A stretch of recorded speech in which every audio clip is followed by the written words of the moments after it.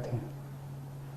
Lockdown लगाने की वजह से और भी अन्य कई कारणों की वजह से 26 अप्रैल को आके 35% पॉजिटिविटी रेट बढ़ गया था। 35% बहुत ज़्यादा होता है, मतलब 100 लोगों का अगर हम टेस्ट करते थे तो 35 लोग उसमें पॉजिटिव निकलते थे। 26 अप्रैल के बाद से चूंकि लॉकडाउन लगाया था, एक तरह से थोड़ी सी चेन टूटनी चालू हुई थी इसकी कोरोना की। 26 अप्रैल के बाद से धीरे धीरे केसेस कम होने चालू हुए और अब पिछले 1-2 दिन के अंदर 23%, 35% से 23% पॉजिटिविटी रेशियो आ गया है। तो केसेस कम होने चालू हुए हैं दिल्ली के अंदर। इसमें आप सब लोगों का बहुत ज़्यादा सहयोग रहा। दिल्ली के लोगों ने जम के सहयोग किया।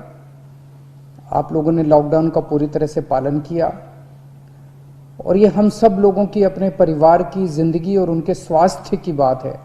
हम किसी पे, कोई भी किसी पे एहसान नहीं करा, हम सब के अपने लोगों के स्वास्थ्य की और जिंदगी की बात है। इस लॉकडाउन के पीरियड को हमने संसाधन, हेल्थ इंफ्रास्ट्रक्चर को और मजबूत करने के लिए इस्तेमाल किया।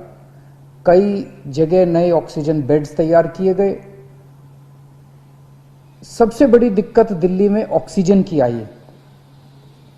नॉर्मल टाइम में जितनी ऑक्सीजन चाहिए होती है अस्पतालों में, उससे कई गुना ऑक्सीजन की जरूरत पड़ने लगी, क्योंकि अब जितने भी मरीज आते थे कोरोना में उन सबको ऑक्सीजन की जरूरत थी, तो कई गुना ऑक्सीजन की जरूरत अचानक पड़ने लगी।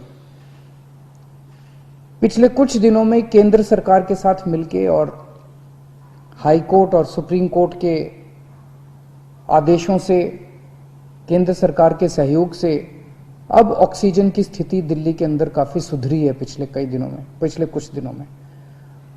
अब इस तरह की बातें सुनने को नहीं मिलती कि इस अस्पताल में 2 घंटे की ऑक्सीजन रह गई, उस अस्पताल में आधे घंटे की ऑक्सीजन रह गई, यहाँ पे किसी की ऑक्सीजन से मौत हो सकती है।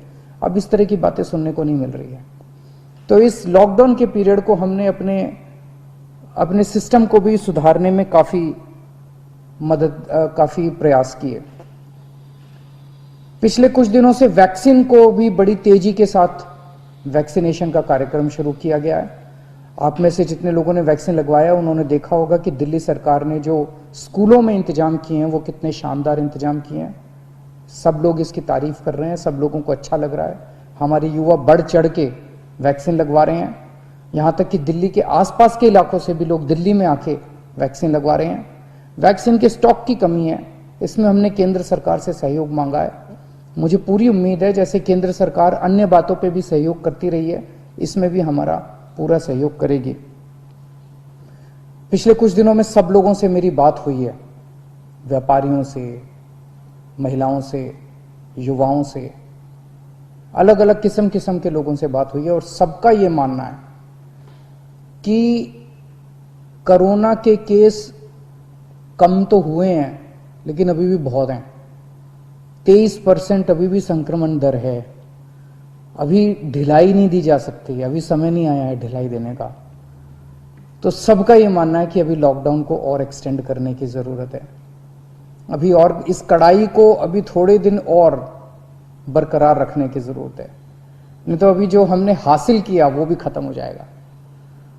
और जैसा मैंने कहा कि ये इतना मुश्किल दौर है, ये वाली वेव इतनी खतरनाक है, इतने लोगों की मौत हो रही है, तो जान है तो जहान है।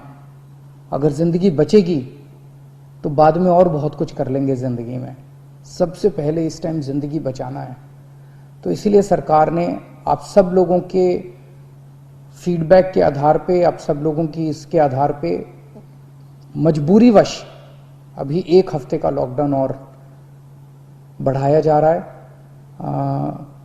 कल सुबह 5 बजे ये लॉकडाउन खत्म होना था, लेकिन अब ये अगले सोमवार को 5 बजे तक के, सुबह 5 बजे तक के लिए बढ़ाया जा रहा है और इस बार थोड़ा सा और सख्त किया जा रहा है।